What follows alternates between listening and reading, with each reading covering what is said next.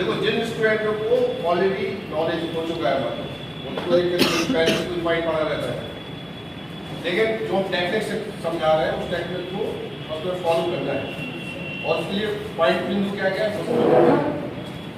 जैसे अगर तुम्हारे सामने एक अणु लिखते हैं N2, क्या लिखते हैं हमने, और क्वेश्चन ये पूछ लेते हैं कि N2 में कुल इलेक्ट्रॉन कितने, तो कितने बताओगे? फिर से देखो, हम पूछे नाइट्रोजन परमाणु में कितने इलेक्ट्रॉन है? कितने इलेक्ट्रॉन है? अरे इसमें इलेक्ट्रॉन की संख्या बता पाओगे?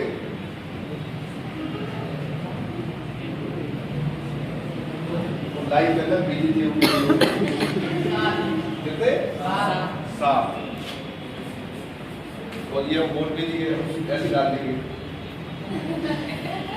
तो इसमें कितने इलेक्ट्रॉन है? 14। क्लियर है? तो पहला काम है स्टूडेंट का, कोई अणु दे वो उसका एनर्जी डायग्राम बनाना है, तो पहला काम होगा तुम्हें उसके टोटल इलेक्ट्रॉन देखना है दिमाग में। क्या देखना है? टोटल इलेक्ट्रॉन कितना कर लोगे। इसके बाद जिस अणु की स्टडी हो उस अणु का कौन सा रूप देखना है? परमाणु। ये परमाणु है और ये क्या है? अणु है। तो जिस अणु की स्टडी हो उस परमाणु का तुम्हें क्या करना होगा?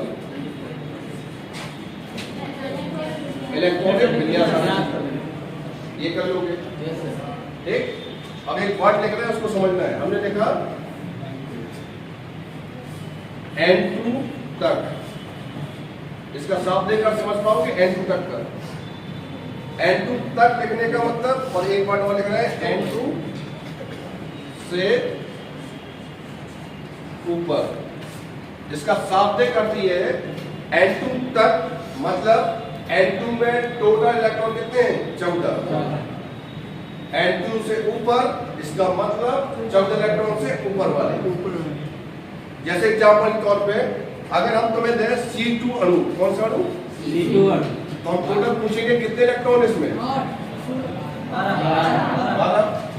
हम तुम्हें दें Li2, इसमें कितना आएगा? 6। पॉइंट क्लियर है? अगर हम तुम्हें दें O2 अणु, कितना आएगा? 16। ये पॉइंट क्लियर है? और सीधा पॉइंट क्या है कि ये दो एग्जांपल किसके अंतर्गत आएंगे? तो हम कहेंगे इसके अंतर्गत, क्योंकि इसका 14 है टोटल। 14 के अंतर्गत 12 आ रहा है, 6 भी आ रहा है। और 14 से ऊपर वाला जो डायग्राम होगा वो किस में आ जाएगा? नाइट्रोजन से ऊपर वाले। एक लिमिट ले ली नाइट्रोजन। पॉइंट क्लियर है? अब एक कॉमन डायग्राम बनाना है। क्या बना रहे हैं? ये पॉइंट समझ में आ गया सबको? अब डायग्राम बनाना कैसे पड़ता है ये समझ लो। यहाँ कितने नाइट्रोजन कितने हैं? यहाँ 2 नाइट्रोजन। कितने नाइट्रोजन है? 2। ठीक, थोड़ा देर और एक पॉइंट और समझ लो, फिर उसके बाद डायग्राम बनना समझ जाएगा। पहला पॉइंट, अगर हम इलेक्ट्रॉनिक विन्यास करें नाइट्रोजन का तो हम क्या लिखते हैं? 1s2, 2s2 और 2p3। ये नाइट्रोजन इलेक्ट्रॉन विन्यास है। अगर हम इसको ऐसा लिखना चाहें 1s2, कोई दिक्कत? समझ जाओगे ना? 2s2, ये भी समझ में आ रहा होगा, और 2p3, ये समझ जाओगे सब लोग? तो चाहे मैं ऐसा लिखे चाहे ऐसा लिखे, कोई डाउट नहीं है किसी? बस अब यहाँ डायग्राम बनाते हैं। कैसे बनाते हैं? तो कितने नाइट्रोजन है? 2 है।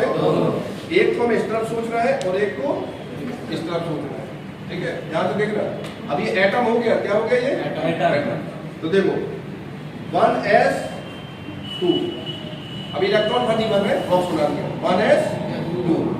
ठीक, फिर 2s2, एक बॉक्स बना दिया, फिर 2p3। यहां तक किसी को डाउट नहीं है? इसके बाद 1s, दूसरा वाला है ये, तो 1s2, 2s2, 2p3। यहां तक किसी को डाउट? क्लियर? अब ध्यान से देखना, कितने एटॉमिक है? तो कितनी मॉलिक्यूलर बनेंगी?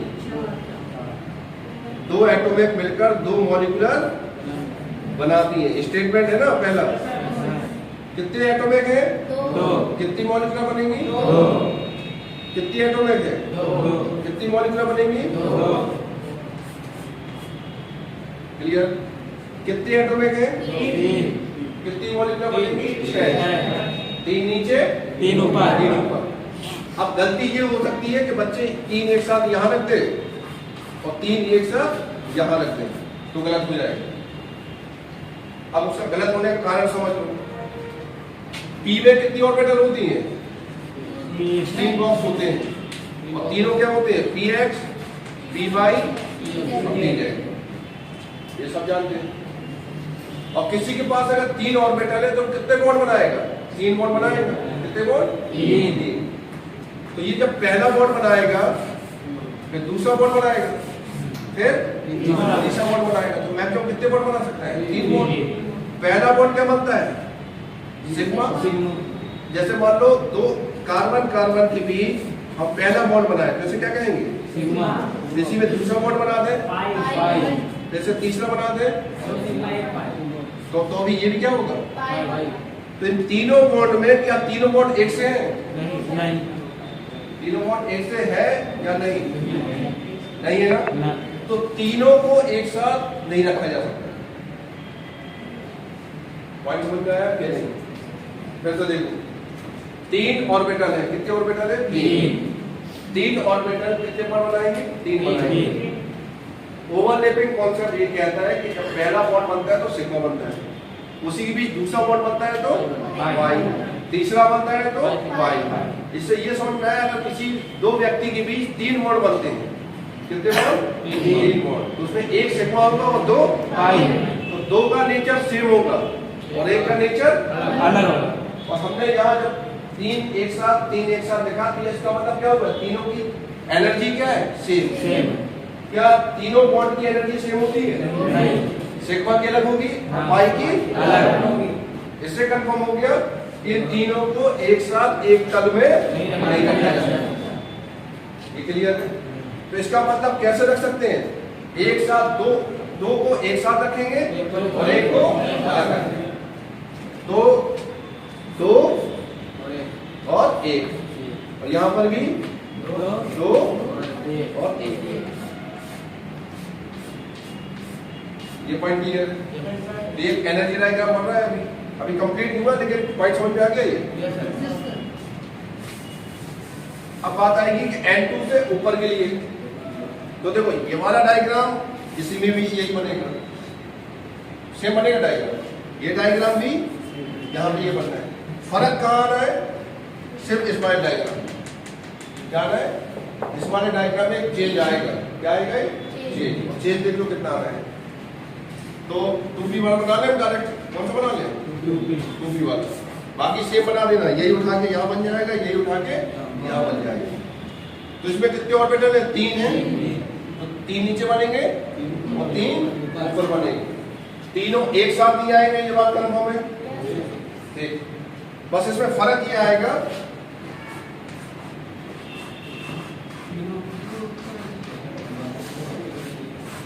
अब डिफरेंस देखना है। क्या डिफरेंस है? डिफरेंस सिर्फ यहां पर है।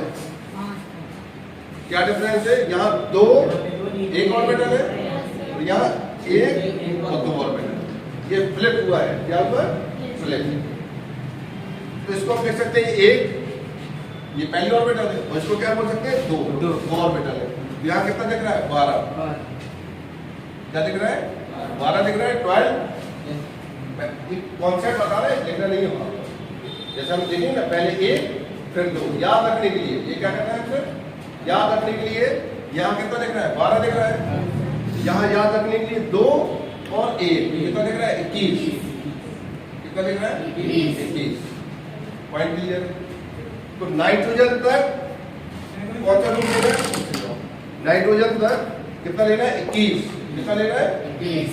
और नाइट्रोजन से ऊपर 12। लास्ट डायग्राम में ये डिफरेंस रहेगा। क्या रहेगा? डिफरेंस। अगर मॉलिक्यूल नाइट्रोजन तक है तो तुम्हें डायग्राम बनाते समय इस बात का ध्यान रखना है कि जो लास्ट ऑर्बिटल 2p का बनेगा उसमें 21 फॉर्म दिखाई देनी चाहिए। कौन सी फॉर्म? 21 मींस 2 1। ठीक। और अगर नाइट्रोजन ऊपर वाला एग्जाम्पल है जैसे ऑक्सीजन, तो उसका जब लास्ट डायग्राम बनाओगे तो उसमें क्या लिखना चाहिए? 12, 1 2। Point clear. अब हम तुमसे पूछते हैं इन तीनों ऑर्बिटल में 1 2 3 ऑर्बिटल, ये तीनों ऑर्बिटल है, इन तीनों ऑर्बिटल में सिग्मा वाला कौन होगा? सिंगल वाला, नीचे वाला, ये सिग्मा होगा ना, तो ये दोनों क्या होंगे? ये कंफर्म है। ठीक। अब एक चीज पहले से बता देते हैं कि पीजेड जो पीएक्स ये होती है तीन ऑर्बिटल, तो बस ये बात याद रखना कि पीजेड ही क्या बना सकती है? सिग्मा। पॉइंट क्लियर है। ये हमने तीन चीजें बता दी है कि जो सिंगल ऑर्बिटल दिख रही है इसमें वो सिग्मा है, और सिग्मा ओनली कौन बना सकता है? यहाँ तक क्लियर है। अब इसको यहाँ तक ये दो डायग्राम बन गए, एक एनर्जी डायग्राम ये बन गया, एक एनर्जी डायग्राम ये बन गया। काउंटर क्वेश्चन का मौका देंगे तुम लोग, ठीक है ना, जो भी पूछना है हम बता देंगे बाद में, ठीक है। तो एक डायग्राम ये बन गया, एक डायग्राम ये बन गया, पूरा शुरुआत से बनाना ये भी, ठीक है। अब एक चीज की इसमें कमी है, क्या है? यहाँ सिंबल चाहिए हमें, क्या चाहिए? सिंबल, सबके सिंबल चाहिए, और सिंबल पता करने के लिए तुम्हारे पास इस टाइप की नॉलेज होना चाहिए। सिंबल अगर किसी को पता करना है तो तुम्हें ओवरलैपिंग का नॉलेज होना चाहिए। किसका? ओवरलैपिंग। और कौन सी ओवरलैपिंग का? ये देखो, एस एस ओवरलैपिंग जब होती है तो कौन सा बॉन्ड बनता है? कौन सा बॉन्ड बनता है? एस एस ओवरलैपिंग में कौन सा बॉन्ड? Sigma bond. एक पीछे का किलो ये तो एक लोग पीछे रखा पीपी अगर ओवरलैपिंग होती है, क्या होती है? PP overlapping. तो पीपी ओवरलैपिंग में पी जेड, पी वाई और पी एक्स, ये पॉइंट क्लियर है। और पीपी एक्स में ये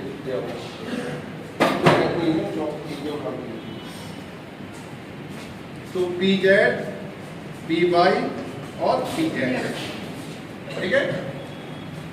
तो पी जेड जेड जब ओवरलैपिंग होगी तो क्या बनाएगा वो?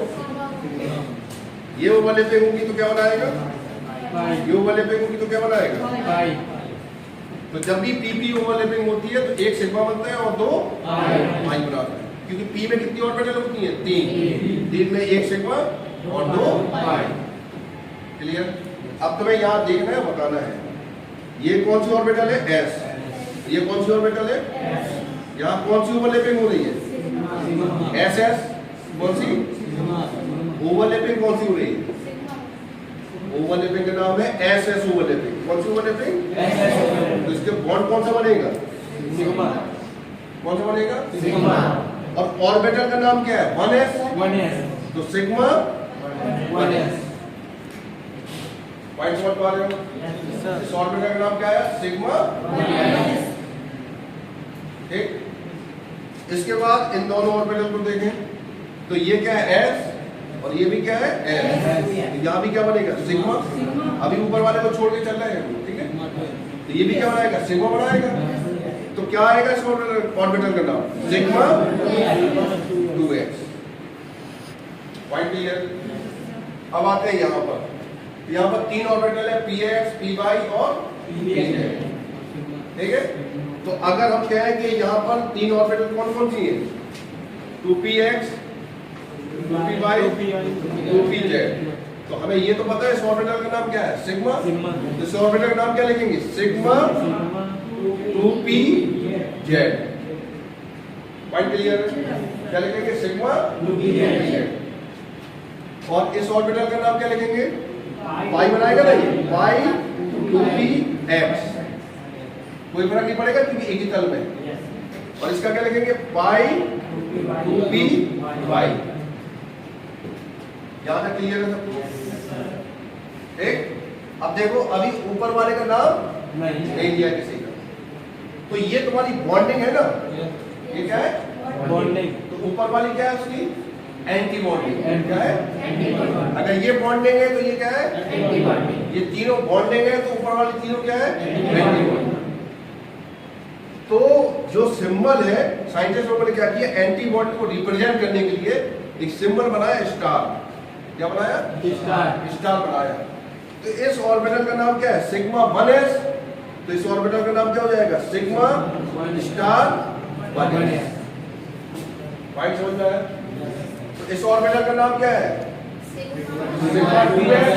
तो इसका क्या होगा? Sigma star 2s। Point clear? इस ऑर्बिटल का नाम क्या होगा? Sigma star 2p z। इस ऑर्बिटल का नाम y star 2p x। y star point clear है? ये एनर्जी लाइक